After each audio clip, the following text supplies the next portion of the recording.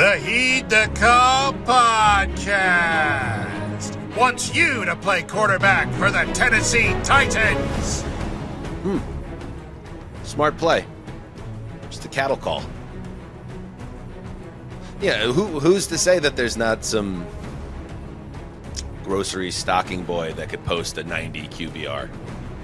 Who's to say? Well, I think most are to say. I mean, probably NFL GMs and coaches probably would largely say that exact thing, that the stock boy is not. Well, there was Kurt Warner. Kurt Warner. I know, but that is remember Kurt Warner? How quickly we forget, Mark. How long was he actually stocking? Like he wasn't doing that for 4 years. Like it was, probably a part-time. I don't know. I'm not critiquing the life. We've been doing impressions on the show in the last week. It's a new thing we're dabbling with. This is my Kurt Warner. I'm Kurt Warner. What do you think about that one? If I were to close my eyes, and like when I say we worked with him, I don't know if he knows he worked with us, but it is a double. It's a splitting verbal double of Kurt Warner. I'm Dan Hanzus. That's Marc Sessler. This is Heed the Call. Quarterbacks, man. It's all about the quarterbacks. And we're going to talk about the quarterbacks in a couple of minutes. Our original plan was the next time you're going to hear from us was our weekly Jordan and Mike show. But there's some news to take care of, and we kind of wanted to clear the deck a little bit ahead of that show, which is the kiss of death, Marcus. The minute we finish this show, 17 news items will drop, and we'll be right back where we started. But still, I stand by our decision to at nothing, at the very least, here we are, hanging out with our audience, and what could be better? I think this is the journalists in us. It's those energies still exist, and it made sense. And we're not OCD here trying to tic tac our way through every day. This time of year where stuff is dropping left and right, and the league's changed. It doesn't all happen with the league year began. No, it's happening right now, and so we're just we're pounding through it. Yeah, we should let the audience know that we'll obviously be all over free agency week with a series of podcasts, all live, right, Grave Digger? We're going to go live during free agency week, potentially Sunday through Thursday. And you can check us out live. You could be in on the chat live. We're going to have guests. We're going to have a wall-to-wall coverage, Dirty 30 style. That's right. Every day of free agency, free agent frenzy. Catch us live streaming on YouTube. Of course, the audio version of the podcast will still be released as quickly after the fact as we can. But if you're not streaming it live on YouTube, you're going to be late, and you'll probably be wondering why we didn't talk about X news item. Well, duh, because it happened after we finished recording, and we'll do that the next day. Go get him. Go get him, Graver. Can I make one suggestion for specifically for this show? That we never use the term free agent frenzy. That's rear view, baby. I get why you just did, but people understand what we're talking about. But we come up with something new because this is a new world now. Yeah, it is. It is interesting too. I think I sent you guys a couple examples over the past 24 hours with the free agency class that you're getting weird. I'll check in on ESPN or whatever, and then it will be. A headline will be, let me read one. It's is DJ Reed the number one cornerback in the free agent class? DJ Reed, the second Jets corner, he's fine. But now he's on the headline. And then there was, what was it? Darius Slayton could be an expensive addition for any team. Darius Slayton? we're talking about Slayton as the headliner? We don't sell false goods. And so we don't, we're immune to this chicanery. Yes, and tomorrow, to that point, the 10 commandments of free agency, the sins that you must not make or face peril for your organization, and finally, back to where we started here, as we get into today's app, quarterbacks. And by the way, one last sell if you're looking to be the quarterback of the Tennessee Titans. Mayo money, baby. Because Levis lost that deal with Hellman's, so somebody's got to come and fill that slot, right? Well, I mean, okay. He's just going to, the new quarterback's going to pick up and take the mayonnaise deal off of the quarterback. That's the way it named. works, though. I always wondered about that. The one that always comes to mind for me is poor Baker, who had what I thought was a really fun, maybe overplayed, but progressive ad campaign where he lived at Brown Stadium. And, he was the toast of the town and he was the future of the franchise and everybody knew Baker. And then his career went in the toilet with the Browns. And then those commercials kept airing. It was like, ooh, This is awkward. And then eventually, obviously, they disappeared. What I wonder about, and maybe this is what an agent is for, this is how they get their 10%. Like there's going to be a phone call from Hellman's to the Will Levis, faction. Like, hey guys, we might have to move on from the campaign. The one where you do the splits and talk about in Zen terms about how great mayonnaise is. Will, you're one of the worst quarterbacks in the sport, and it's no longer good for our brand. Yeah. Well, that I've been complaining about this for years, but I'll keep it short. I think it does no service to anyone when the quarterback, in this case, Levis, is falling off a cliff on a weekly basis. There has to be an agreement to pull 80% of those ads, if not 90 to 100. Don't force us to watch them. Don't force him to be. It's an embarrassment to him, and it's not great for the mayonnaise industry. I have an idea. Here's a good idea. Remind me, Justin, who was the backup for Levis? Mason Rudolph. Yeah, what they should do, Hellman should have done backup commercials with Rudolph. Oh, you handcuff. It's like you handcuff the pitch man, and then you could have slid in those Rudolph ads, and Rudolph moves units. He moves mayo. That's what that was the first thing. He might be the most mayonnaise quarterback in the league. He might have been the real choice all along. Anyway. Well, they targeted the right franchise. We understand that at least. Yeah, we'll see. The Titans are one of a handful of teams, about a quarter of the league, that really doesn't have their quarterback in place with September looming. It's going to be here before you know it. Trust me. And before we get to the news today, this would be a perfect time to do a little pin the tail on the donkey, pin the tail on the quarterback. Let's have a little fun here, Sessy, and if you're out there listening or watching, don't take it too serious. This is kind of gut instinct on where these names land. I'll go first, Mark, and then you give me your own version, and we'll see where where we agree and where we differ. All right, let's start. Let's go in alphabetical order. So let's start with Aaron Rodgers. I'm going to say Rodgers goes to the Raiders. Tom Brady is likely increasingly desperate, Sessy, I think, to, quote, make a splash after whiffing on the head coach and quarterback in Ben Johnson and Matt Stafford. I'm guessing Davante still owns a house in Vegas, and he's, he has no agency, obviously, so he has to go wherever Aaron goes. So that makes sense. Maybe a reunion with the Raiders. And the Davis family would certainly love to have Rodgers in silver and black so they can retire his number or whatever insane shit the Raiders do. So it just makes sense. I think Rodgers to the Raiders. You know who else thinks Aaron Rodgers to the Raiders makes a lot of sense? Superstar pass rusher, Maxx Crosby. I think with all the doubt and all the negativity around Aaron Rodgers, he needs to retire, things like that. He's getting cut by the Jets. I think he's going to come back and have I know he's 42 or 41. Are you going to say MVP? No, I think he's going to have a big year this year, and I hope it's in our town. Okay. No. Max on the Rush podcast. Can you bring up, I just want to still the background, like Maxx Crosby's house, wherever it is. He has a nice, Mark, artistic rendering of him bringing down Patrick Mahomes for a sack. And then it looks like an AI Sopranos poster with Tony and his whole gang cheersing a shot. That's kind of a funny background. As if he's also decided to. Does he have a burning candle in front of him? Is there no other studio lighting here? But a very Wes Anderson painting behind him there on the left.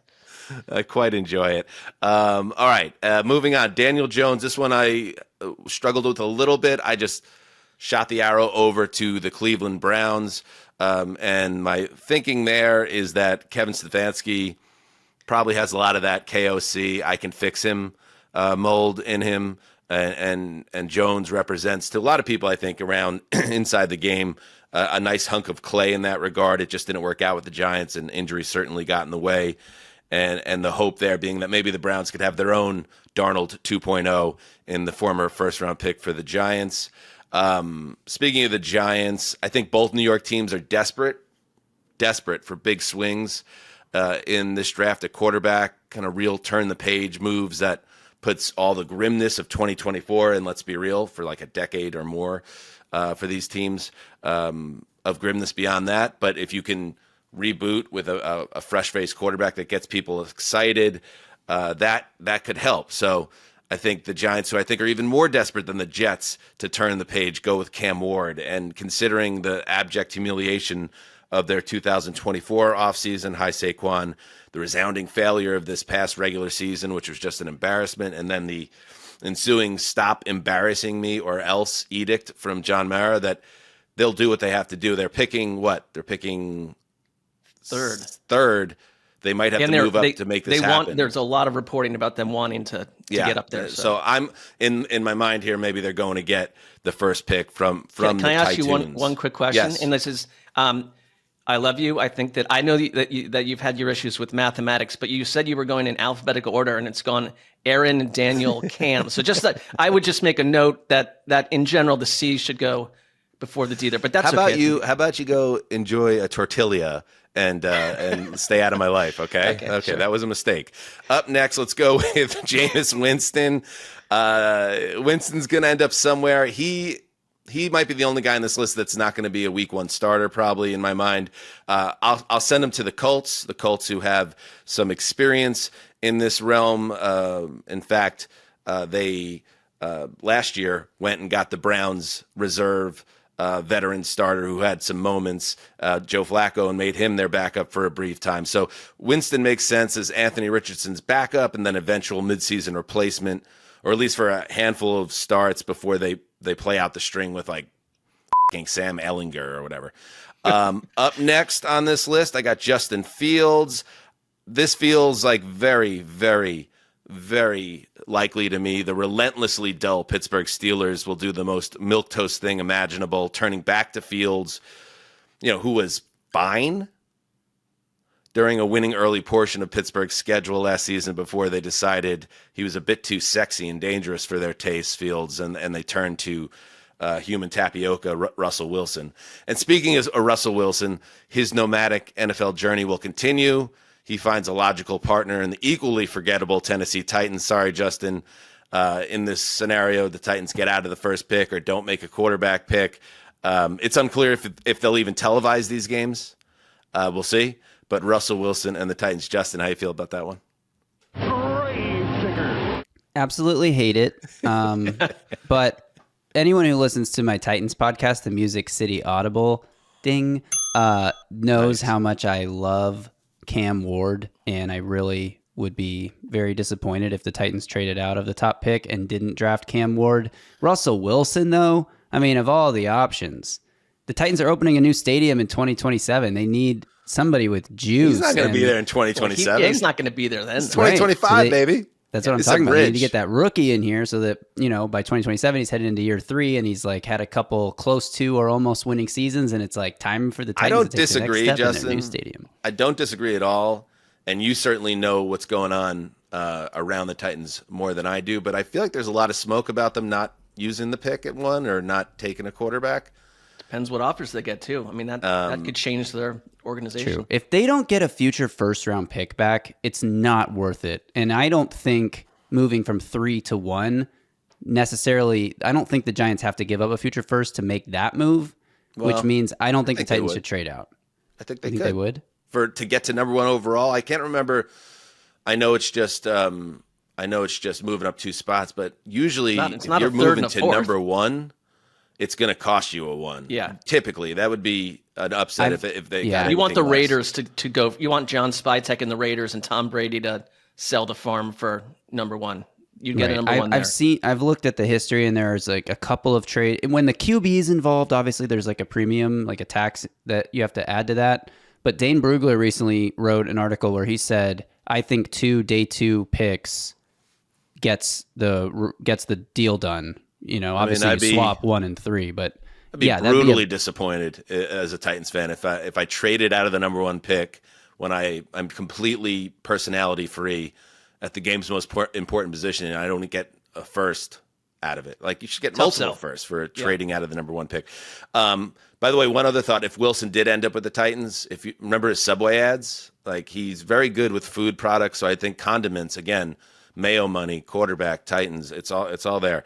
Up next, Sam Darnold. I think he goes back to the Vikings. There's some reporting around this. They're not using the franchise tag on Darnold, but apparently there's mutual interest on both sides and some type of deal. And I'll again, Ceci, bang that drum that the Vikings are in excellent position leverage-wise. If they ever decide, if they do indeed, they're down with Sam. If they traded that J.J. McCarthy, their 2024 first-round pick, I feel like there's going to be a lot of teams, including the teams we're talking about in this list, that would give up a first-round pick and more to get J.J. McCarthy, who some draft experts say would be the number 1 overall pick in this year's draft, coming off, obviously, the lost season with the knee injury. Come on, Kwesi. The news cycle, especially this year, needs it. I mean, I think you are right that he would command that. I think, well, I'll get into where I'm going with this, but I don't see that happening. Let me finish up then. Finally, I think the Jets are in a position to land Shedeur Sanders. He could fall to them at 7, possibly. It's not beyond the realm that could happen, and that would be ideal for the team, obviously. But I think they'll probably get antsy and trade up if he drifts out of the top 3.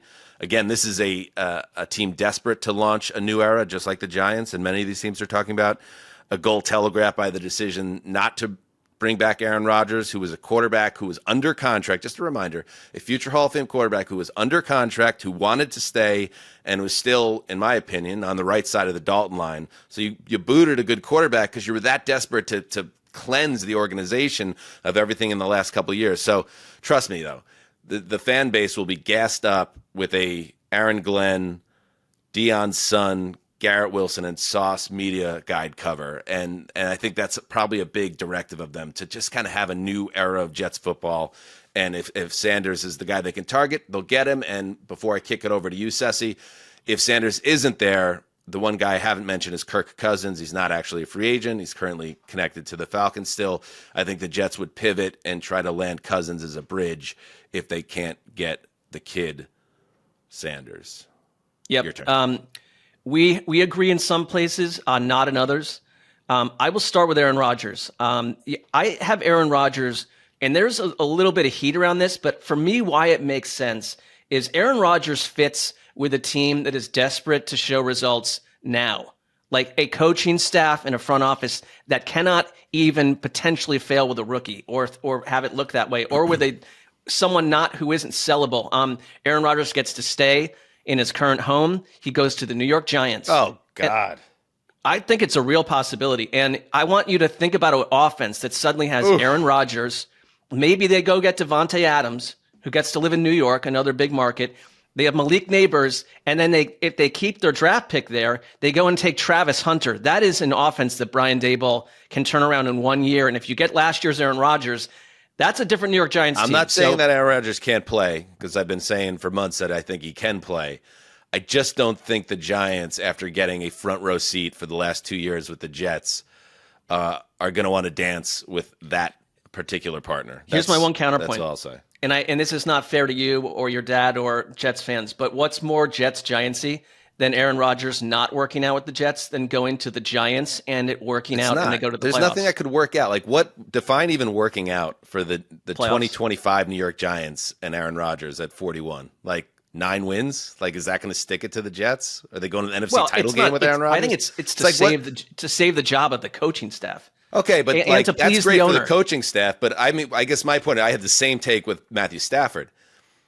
So this isn't like attacking your list, Mark. It's more like, what are the Giants doing? Like, don't they want to turn the page and get a young quarterback in there and start building this thing back up? Or do they want to like park themselves in a cul-de-sac with a 40-something quarterback who's a head case?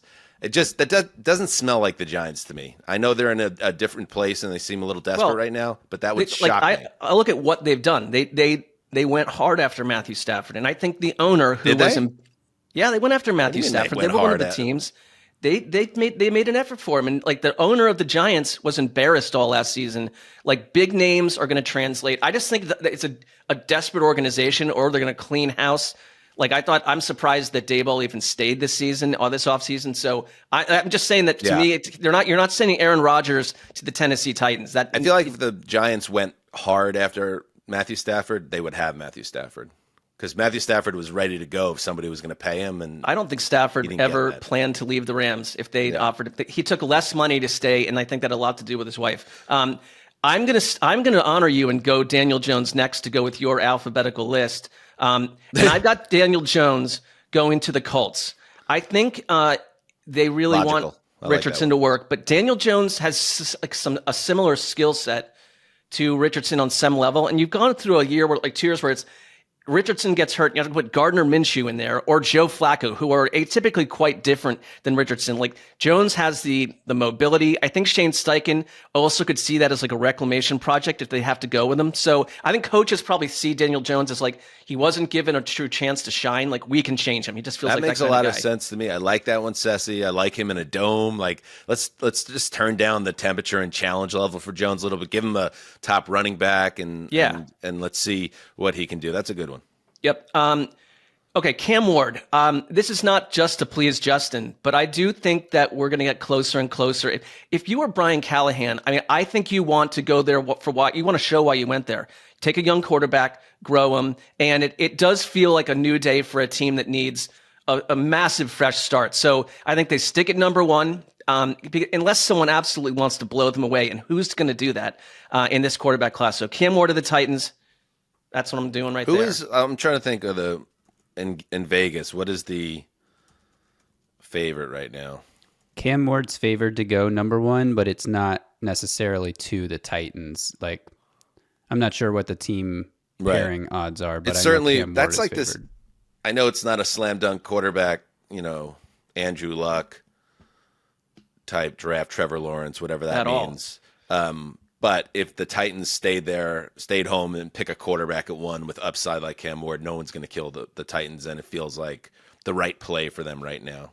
Yeah, I think you buy the coaching staff an extra year or two as well versus getting canned in November.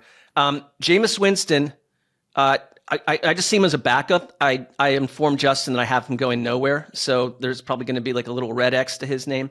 Okay.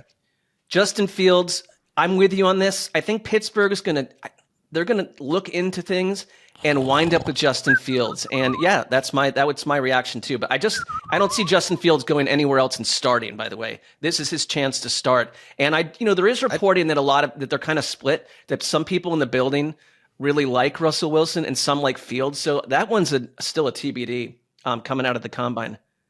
I mean, Jesus, like if I'm a Steelers fan, I'm really concerned about just the general lack of inertia. Malaise? Yeah, just like how did the end of last season where they were just generally non-competitive and again had kind of floundered and become one of the most boring teams to watch in the league. What is it going to take for this organization to be like, we got to take a bigger swing, we got to take a different angle? It's almost like they're aiming for 9-8, and that is, listen, as a person who roots for a team that's averaged about 4 wins for the past 12 years, like 9-8 sounds pretty great. But when you're always going 9-8, like I'm sure, like, and I know because you hear a lot of this around the organization as well. Like fans are sick of the same thing as well. It's just weird to me that the ownership seems to be a little bit stubborn in terms of the way they are positioning their organizational strategy. Like, well, they're like all the rest of us rooting for teams that didn't have Big Ben for 20 years.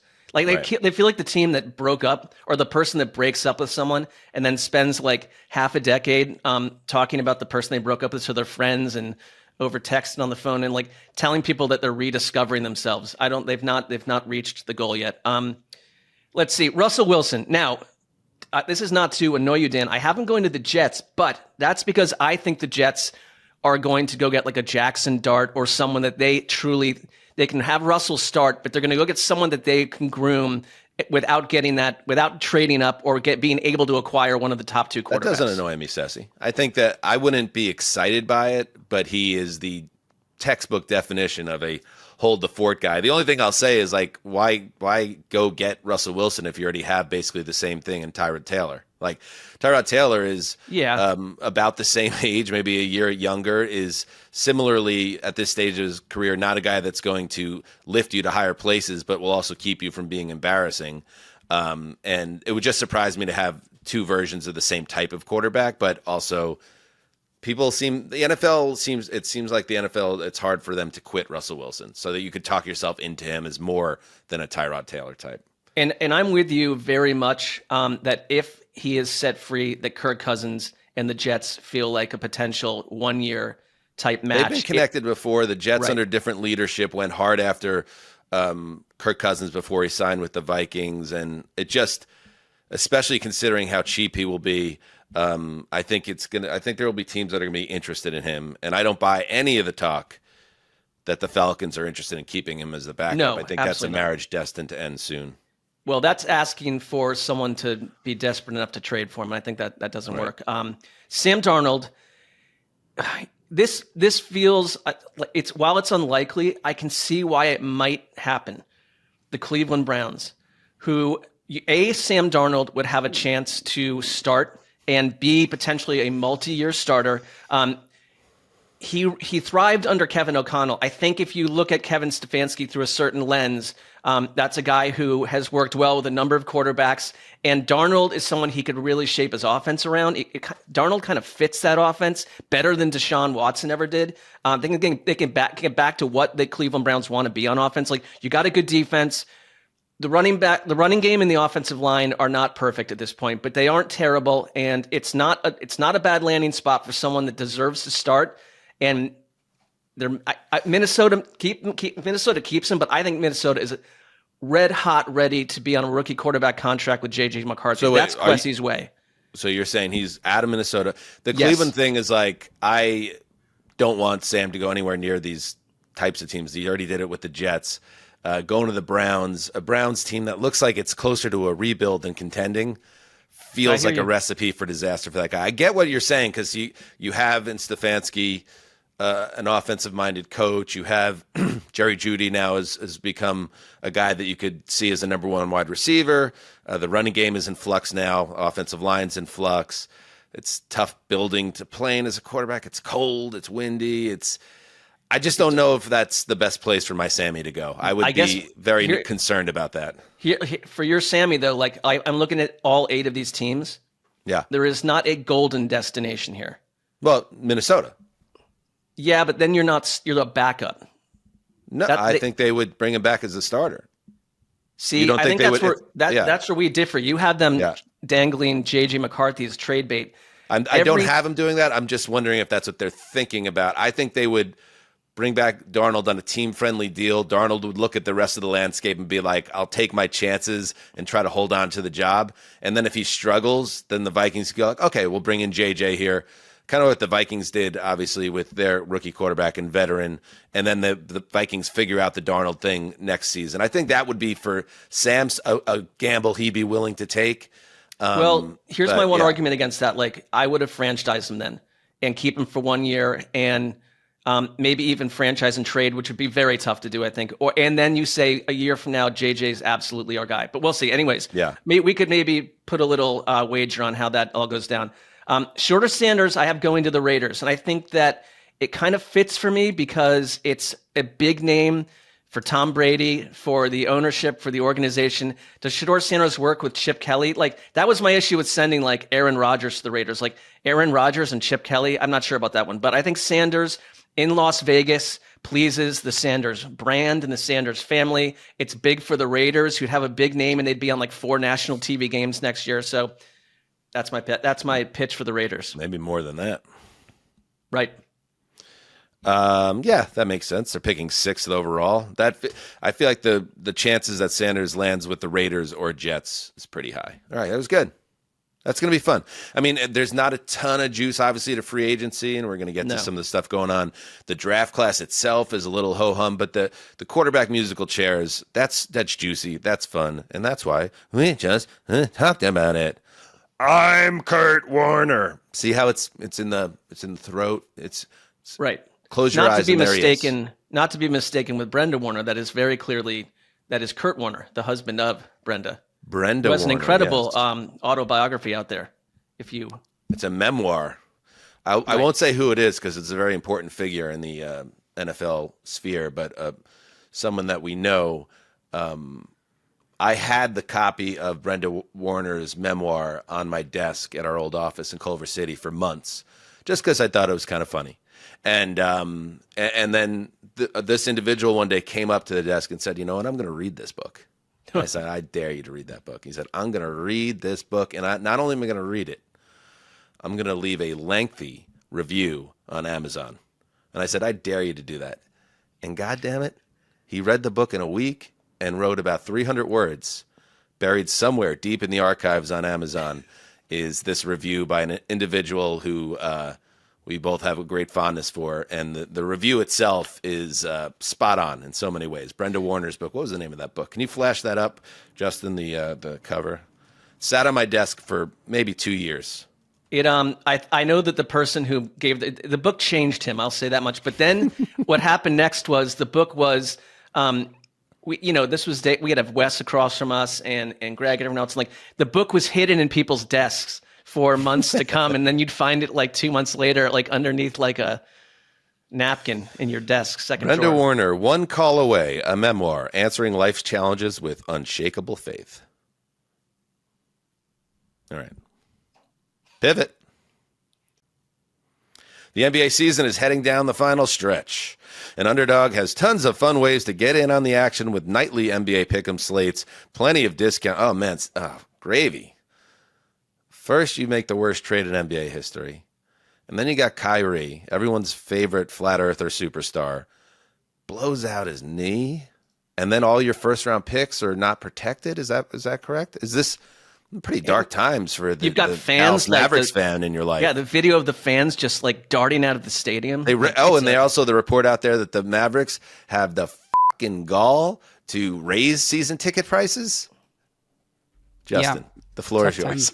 Tough time to be a Mavs fan. The Mavs do have their own first-round pick this upcoming draft, but then the next 4, I believe, they do not control. So it's a really great time to like be a fan of a team with no young, exciting talent and no way to acquire young, exciting talent. You Really hit great town stuff. at literally the worst possible human moment for someone that cares about this basketball operation. You want to come back to LA? Come on. We'll take it. I don't think we're allowed because Jessica and I were included in the trade. So like Luca comes to LA. Oh, now it makes more us, sense. Anthony Davis come to Dallas. Sorry how it played out. Anyway, plenty of discounts and promos all week long, and you can even play against other users with daily tournaments and private drafts where Underdog is giving out over $100,000 every single day. Just download the Underdog app, sign up with the code HTC, that's us, and receive up to $1,000 in bonus credits for our U.S. audience only. All right, let's take a quick break, and then we'll do some news.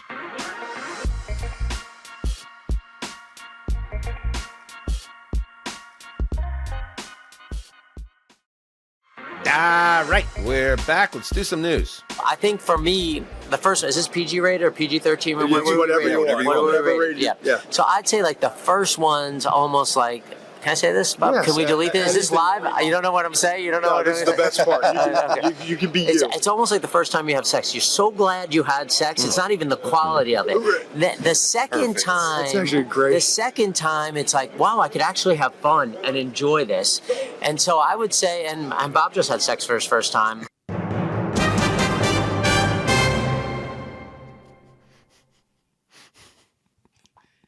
First of all, Bob catching a major stray, whoever that is. That was on the Todd McShay show on The Ringer, I guess. Howie, I get it. I'd probably be the same way. When you're the general manager of an NFL team who wins 2 Super Bowls with 2 kind of completely different teams in 6 years, there's not a lot of GMs that did that. That's some like Theo Epstein type shit that you probably feel like you could say anything you want at this point. What are they going to do?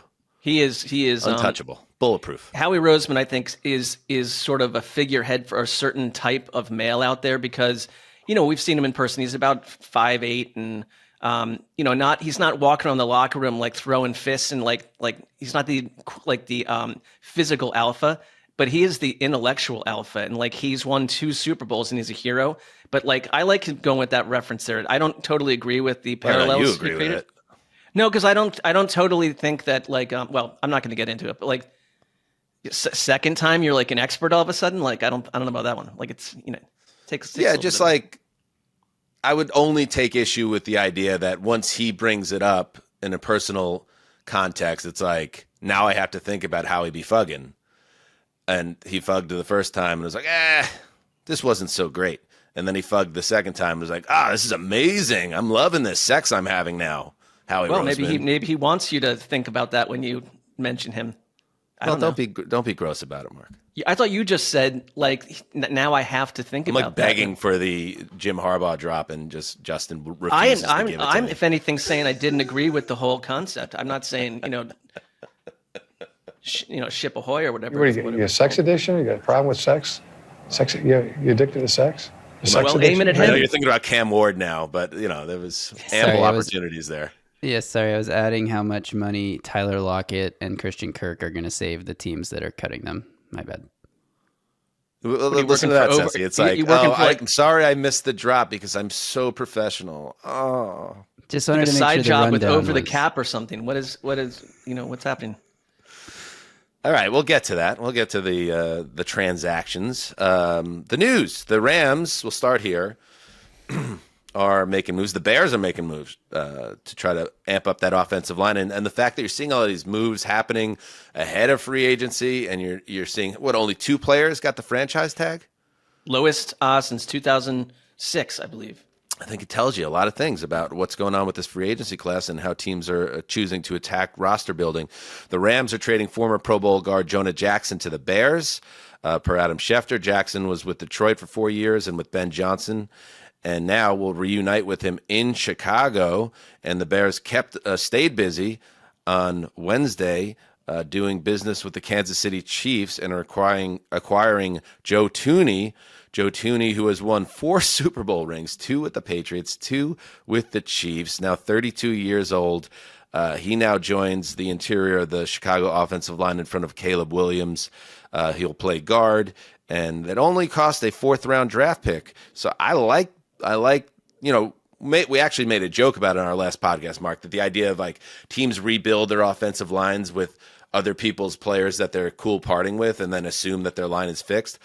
So we'll see if Chicago's line can play the guitar. But especially the Thuney move is one that I think is going to solidify a line that was awful for Williams for much of his rookie year. Outside of center, they have 4 quality offensive linemen. And I mean, I think if you're a Bears fan, Ryan Poles, who swung for the fences with Montez Sweat, missed on Chase Claypool, but we know what this GM is going to do. He's going to, instead of wait for this ragtag free agent class to materialize, like go get veterans through trades. And he's not afraid to make trades. And Thuney is, they're going to have to, give him an extension at some point here. And that's why the Chiefs did it, because they just made Trey Smith the highest paid guard. And that's kind of a big loss for the Chiefs. But the Bears, if you're Caleb Williams, like the beginning to this new league year is incredible. You've added 2 solid guards and it changes. I think if you're, first of all, Ben Johnson, it's like you've helped him a lot too. I mean, the whole offense is going to be much better with a good offensive line. They're being very aggressive. Yes. And Jackson, had been given permission to seek a trade just 1 year after signing a 3-year, $51 million deal with the Rams. So the Rams decide to move on, and the Bears are welcoming him in. Yeah, and it's like, again, if you don't love the draft class either, and you don't love the free agency class, well, yeah, then trade, and then you could trade draft assets for a draft that you're not in love with to get a player that's not on the open market, which you're not in love with either. It makes sense. And maybe the Bears are making smart moves. We shall see. In other news, the Jets officially released wide receiver Davante Adams. This was a foregone conclusion. We told you that on our last show, that the initial reporting that they were answering phone calls or looking to pick up the phone. Nobody was trading for 33-year-old Davante Adams, due nearly $40 million in salary this season. So the Jets understand that. They move on. They release him. One report out there, I've been banging this drum a little bit, Ceci. I feel like I'm saying banging the drum a lot, that I've noted that it's weird that a potential future Hall of Famer seems to just be following around this weirdo quarterback in the back end of his career. Well, Rap Sheet reported that it is not, quote, guaranteed that Adams will follow Aaron Rodgers, which makes a lot of sense. And I hope Davante takes in every aspect of decision-making before deciding essentially where it will be the last stop of his career as a potentially elite player, which he was, by the way. I want to add one more thing here, Mark, that in 11 games, I believe it was, with the Jets, he was excellent. He had nearly 1,000 yards, 7+ touchdowns, still had juice for sure.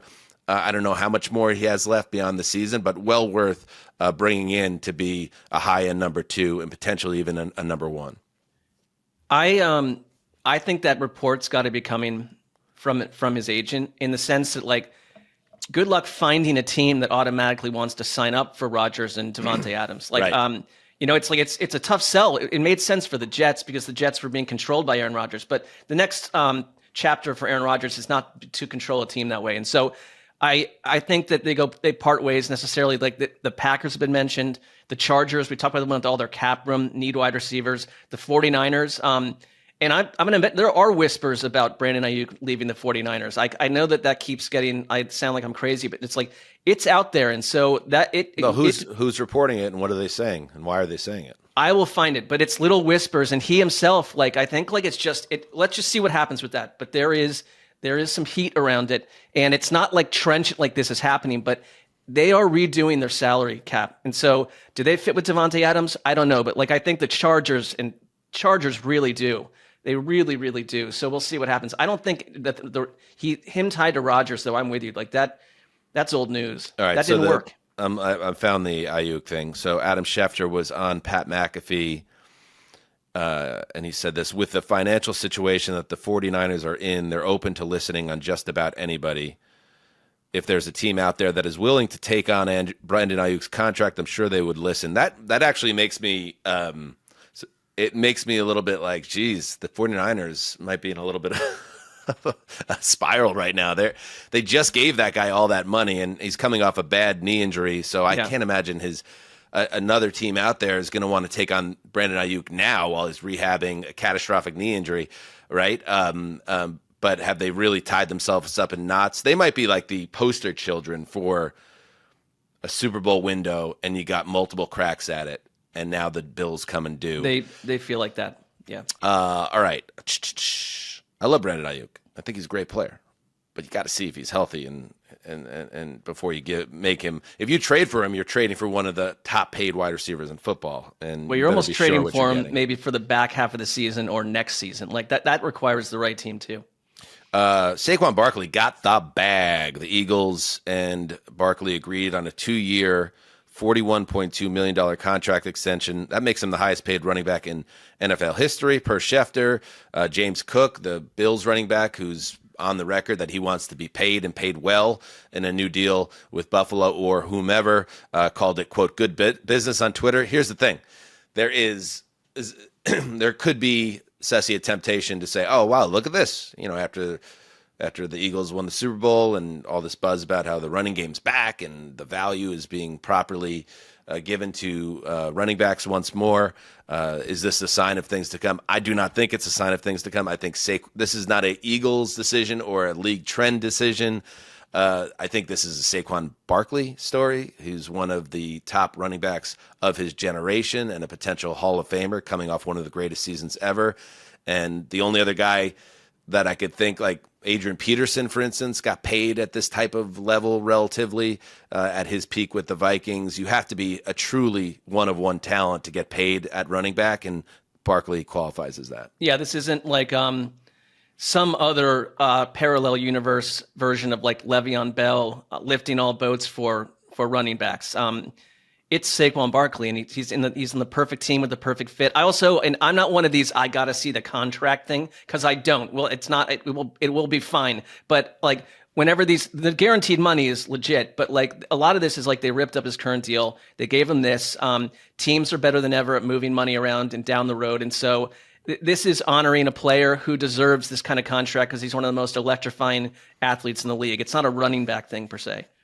The guy literally did a backwards jump over oncoming defender in a game last year. Well, so did Justin with the dunk back in the day. Justin can't dunk.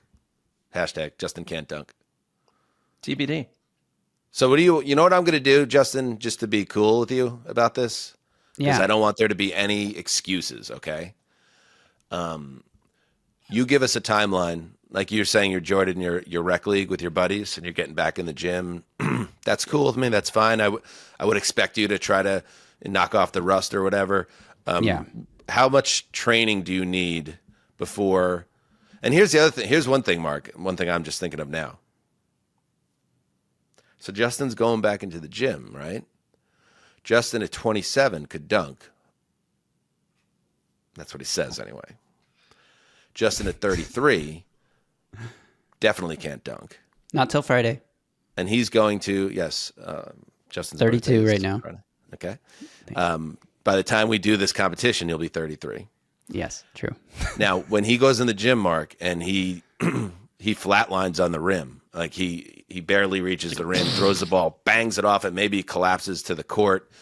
Hopefully he doesn't jack himself up like Tom Segura or whatever. Like, of course he's going to then try to get out of this, right? Or put it off. He's going to know before we know whether he can dunk. And that tells me that should we be doing this sooner rather than later? I think so. Because he didn't say I can dunk after 4 weeks of training wearing those like shoes with the super high heels that like build your calves. He said, I can dunk in the present time and space. So, I mean, I don't care what you can do 3 months from now. Like I can write a novel, and if you put me in a bunker for 3 novels, it might suck, but I'll write it. But I didn't say I wrote it right now during this show. Can you dunk right now, or can you dunk after 4 months of training? I'm not interested in the latter. Developing news. I'm Tom Brokaw. He's Tom Brokaw. I already said that. This from Rap Sheet. Seahawks star wide receiver DK Metcalf has requested a trade from Seattle, and the team has decided to explore that request.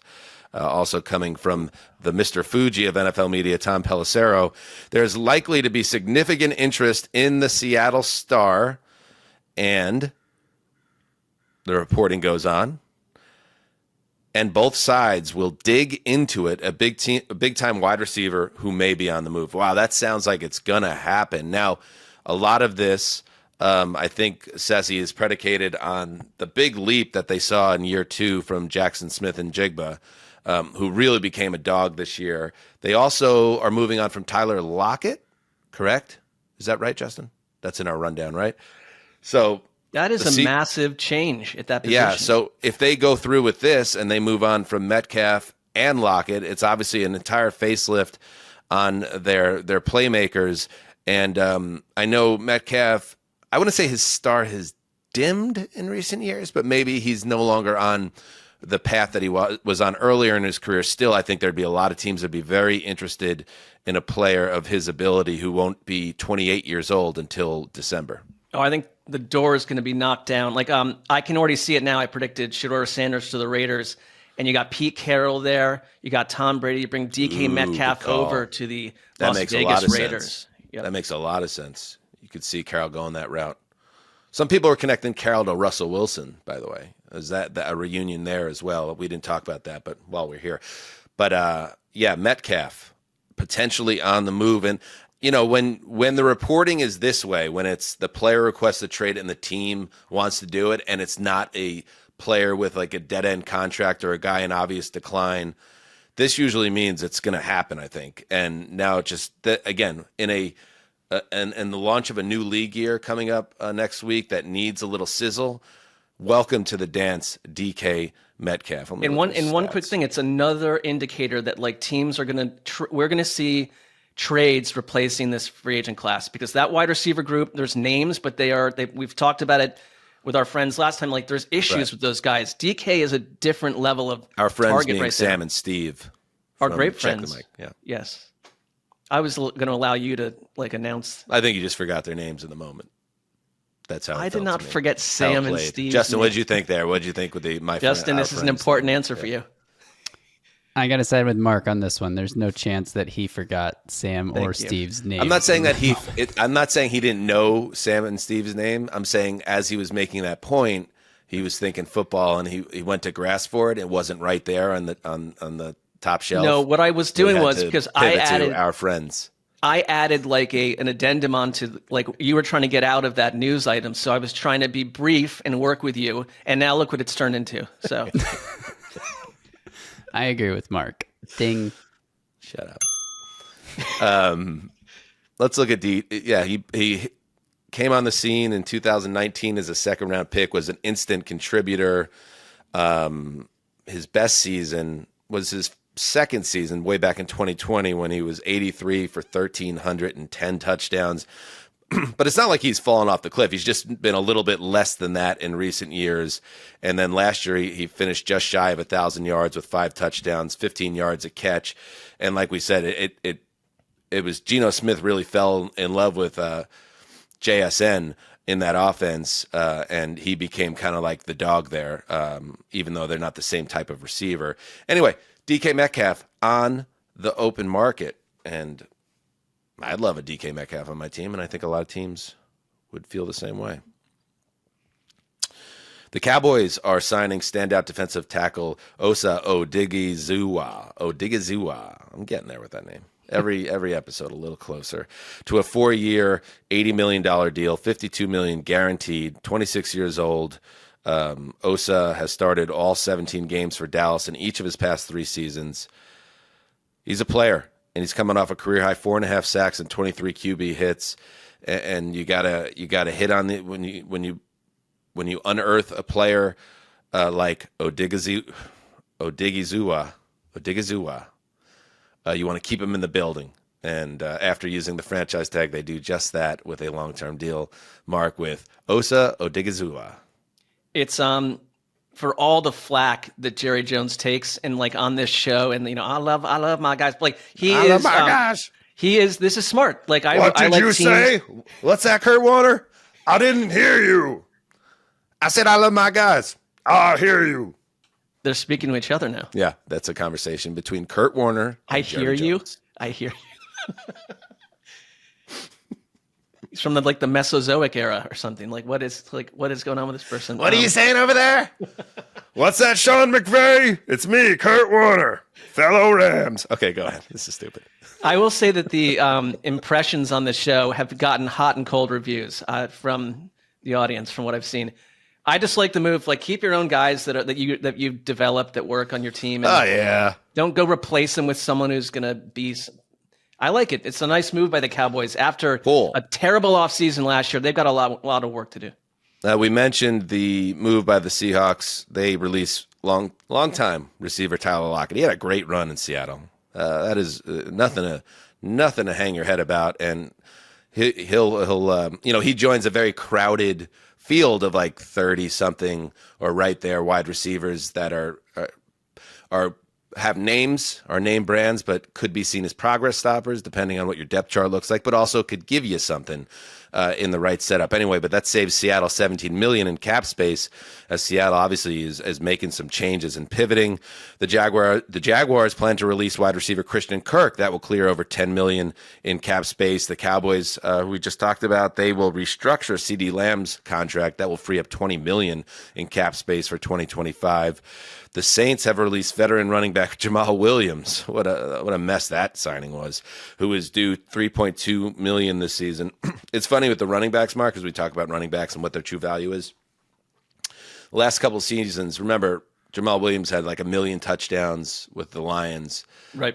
Goes to the Saints, and the biggest impact he ever made with the Saints was being the running back who was so desperate for his first and only touchdown of the season in the season finale that Jameis Winston audibled out of a QB kneel at the goal line, leading to that famous showdown between, who was it, Arthur Smith and Dennis Allen, two like guys that were headed out the door. Arguably a top 5 moment of that regular season. Pretty good, yeah, pretty damn good. But Jamal Williams in 2 years there did basically nothing. He'll find work probably, but it might not be easy to find it. Okay, moving on. Another quarterback on the market, Mark, if it interests you. The Raiders to release Gardner Minshew. he got kind of a shot, but Antonio Pierce clearly hated his guts. And that was just a doomed marriage. And then there was an injury in there. Maybe, Mark, because I know you've long had a bit of a, I got to stay seated for Gardner Minshew situation going on. Maybe he ends up with the Browns. That would be a nice I could see that marriage. They really have no one right now. So that kind of fits. He's the kind of guy that's going to work for as many years as he wants. Well, he's got to play a little better than he played last year. Or Well, that might not be the case for much longer. He could be a backup to the age of Joe Flacco. I'm not saying as a starter. See, like if you're Joe Flacco and you're built out of central casting as a pocket quarterback, and I could throw it 80 yards on a line on a clothesline and hit guys when I'm 60. Yes, you could hang around. Minshew's like a freelancing cowboy who just, with no arm strength, that's just throwing the ball all over the yard. Like he might have to rein it in a little bit on some level to have the longevity that you speak of. But he's growing in knowledge with every passing season. So I like Minshew also. The Bengals and Sam Hubbard are no more. He has announced his retirement from the NFL. Former Raiders wide receiver Hunter Renfrow announces his retirement. Oh, wow. That's interesting. Renfrow, I completely forgot. He never caught on with anyone last year. His career really started out well. Right. Coming out of Alabama, was it, Justin? And then he really kind of struggled in his last season with the Raiders and fell out of favor. And then that was kind of it for Renfrow. Yes. Clemson Tigers.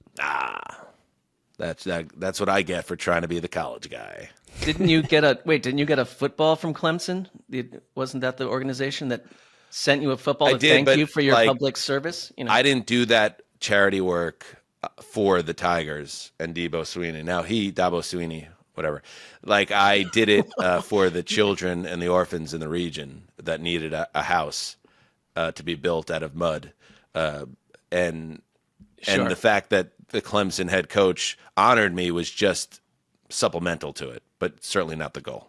I think that based on the fact that we've really never talked about this personal event shows that you're right, that it's not a point at me type effort. It is about the children and young people and youth. And just for a minute, can we factor in the fact that football that had my name on it, that was being honored for whatever reasons you may believe to be real or erroneous.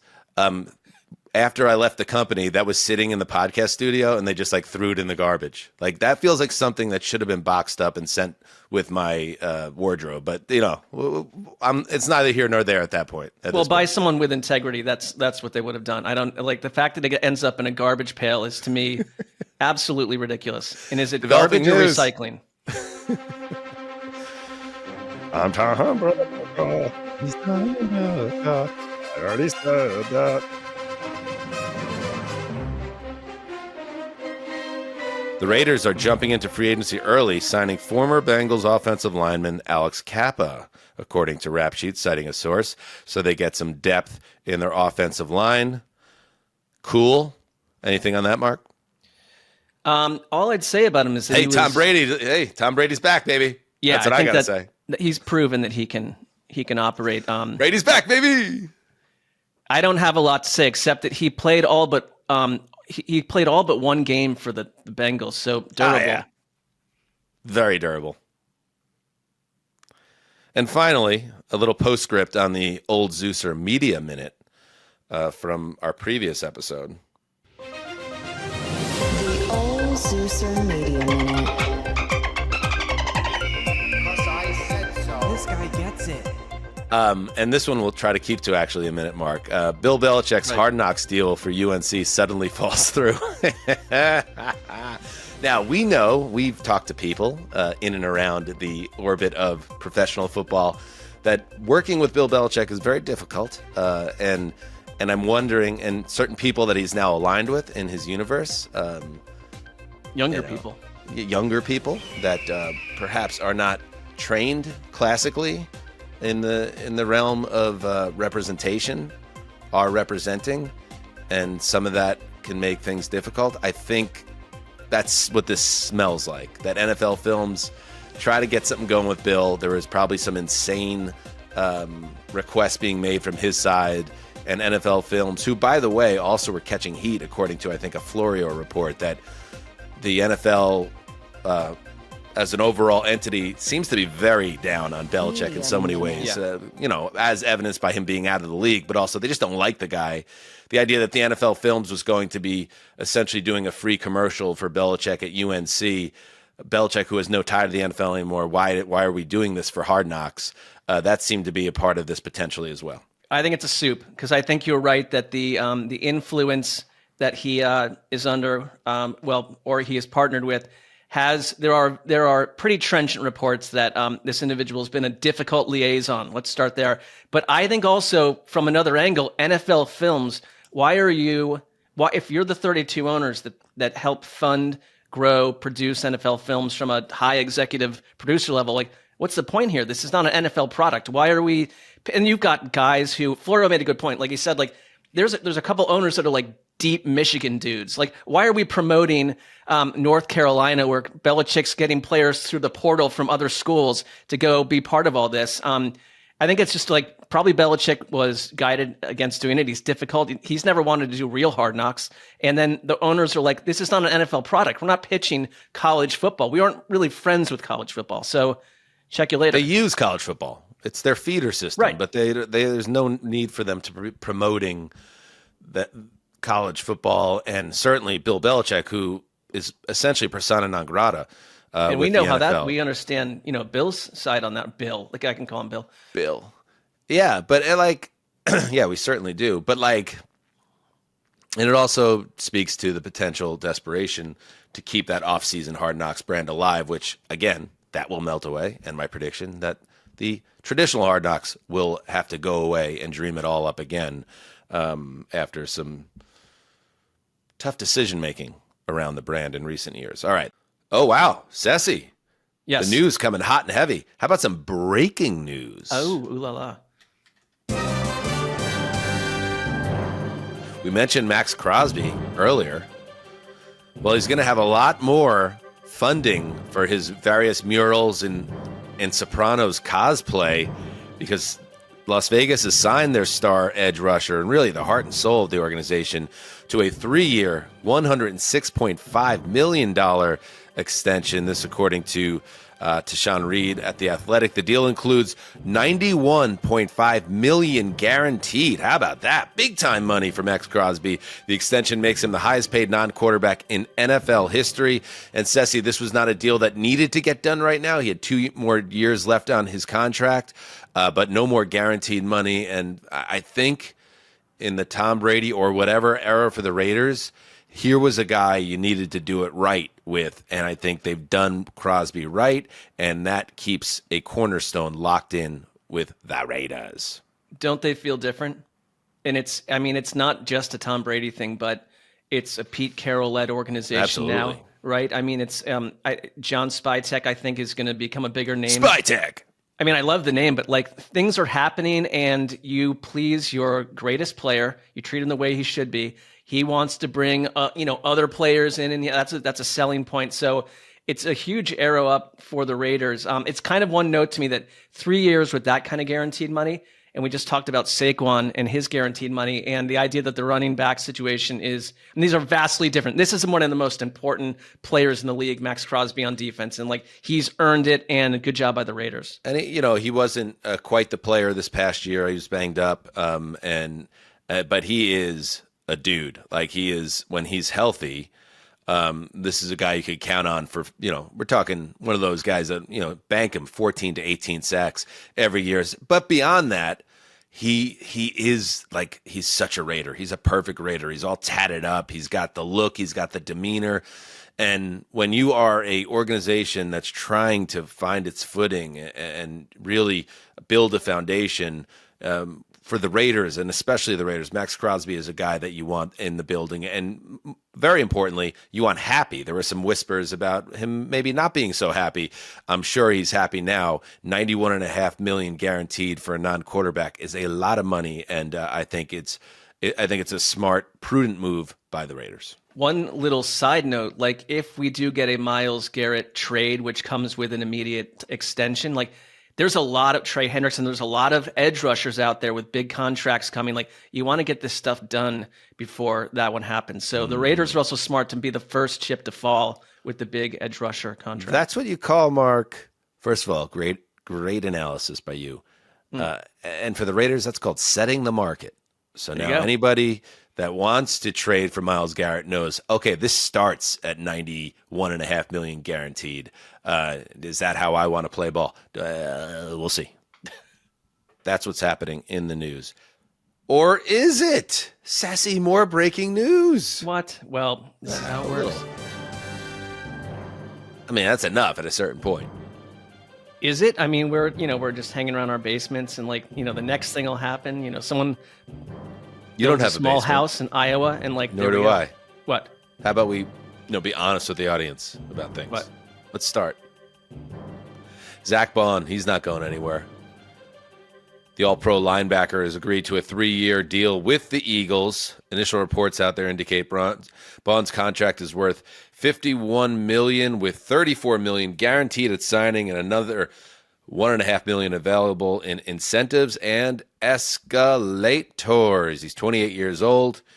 Famously, Sessdog signed that 1-year contract with Philadelphia last offseason after 4 nondescript seasons with the Saints. Very descript season with the Eagles, in which he became a Defensive Player of the Year candidate, had an interception in the Super Bowl, has a ring, or will be getting a ring shortly. Not bad for Mr. Baun. The last 6 months of his life have been life-changing. And I know there's some consternation among various individuals that Howie Roseman is overpraised, and I and that's you, Dan, that I'm speaking of sometimes in the past, but not this year so much, but in the deeper past. I mean, listen, now we have to address it. I think Howie Roseman absolutely deserves the praise that he gets. I think it is the football media which I have more of an issue with falling over themselves, especially on draft day, because Howie picks the names But there is no one, myself included, that thinks that Howie Roseman does not deserve every ounce of praise. Didn't I just say earlier on the same show, Mark, what the credit that man deserves for building 2 champions with 2 different rosters? Come on, Cessy, what is this? It came from the subreddit? You're better than that. Well, no, but that was an odd conversation for multiple reasons. But I would say this, look, you found the best free agent pickup of the entire season a year ago. So why let him go? Bad teams do that. And the Eagles found a way to keep him. And we know that under Vic Fangio, they can use him. He had a turnover or a takeaway in every one of their playoff games. He was arguably their most dominant defensive player in the playoffs in the Super Bowl run. And they know how to use him. And I kind of think he's the kind of player, if he went to fill in the blank mediocre team, we don't hear from him again the same way. I trust the Eagles can do this and run it back again with him. So I love the signing. I was hoping this would happen. Guys like Darius Slay and James Bradbury, potentially both out the door. I mean, Slay could maybe come back, but they're making changes, but they are signing the core elements of this year's Super Bowl team to basically say, let's try to do this again. Which almost never happens, and maybe we've already seen the peak of Zack Baun's career, and it was an incredible 2024 season that came out of nowhere, and nobody, I don't think, would have really gotten on the Eagles, or maybe certain sectors around the Eagles would, if they decided to let him test free agency and he signed somewhere else. But at the same time, to your point, it is very, very tempting if you're a Super Bowl champion to just try to run it back with the same dogs, because you just saw it work. So it's a good signing. Right. He's now paid at a much, much higher level than he was before. Let's see if he can build on that breakout season, and then it will be a great contract. So don't buy. May our teams all sign free agents that are this successful, that bloom this way. I don't see it happening for our 3 teams. And many others. I don't view it that way anymore either. I'm now in optimism season, and my team will nail all the components leading up to week 1. Oh, you're back in that world. Sure. Oh, one more thing. The Cowboys restructured Dak Prescott's contract to free up $36.6 million in cap space. If you look at that in CeeDee Lamb, what are they planning for? I mean, I know it's just cap maneuvering, but you're moving money down the road, but they're saying they're not going to be very active in free agency. You've moved a lot of money around, and you're going to lean on the draft. Like, it's just very interesting. They pulled me back in to find out what is it this team is going to do, and yet I know their fate ultimately will be negative. Okay, Jerry Jones did say in recent comments about whether the team will be more aggressive in free agency. I don't think aggressive is the right word. I'm not looking at free agency as a place to fill voids. He's not doing that again. Thank you, Jerry. There's a very low percentage of this that is smiles and glory holes. Moving on. That is it, I think. I think that covered it. A reminder that the Patreon for Heed the Call is cooking. And this week only, we will offer a free preview of the Friday Fun Show, which I know people have heard about. There's a lot of buzz about the Friday Fun Show. What is the Friday Fun Show? How is it different than the standard Heed the Call episodes? Well, come see for yourself. All you got to do is sign up for the free tier on patreon.com/heed the call, and you will have access on Friday morning to the Friday Fun Show. And Justin, as I understand it, there are a lot of people that are doing just that. Be part of the revolution, be a fellow hedonist, and join up on the Patreon. Dozens of people since this announcement was made earlier in the week have joined as free members. All I would say to the people, to the listeners, the audience out there who hasn't joined yet, you don't want to miss this. You don't want to be, left out of this movement, because it's a big one. So go sign up. And it's like, for those out there that are like, oh, the off season is my favorite time of year with this show. Well, this is that, like, with the volume cranked up, where it's annoying like neighbors in the apartment next to you, and you're getting the security called up. Mark doesn't even wear a shirt. Put it that way. That's always. what we're talking about with the Friday Fun Show. So check that out. And we'll be back before you know it with Mike and Jordan of The Athletic, sharing our thoughts on the eve of free agency. And one last note, we're going to be all over free agency in terms of our coverage. And we'll tell you more about that on Thursday. Till then, do what you must, hedonists. Heed the call.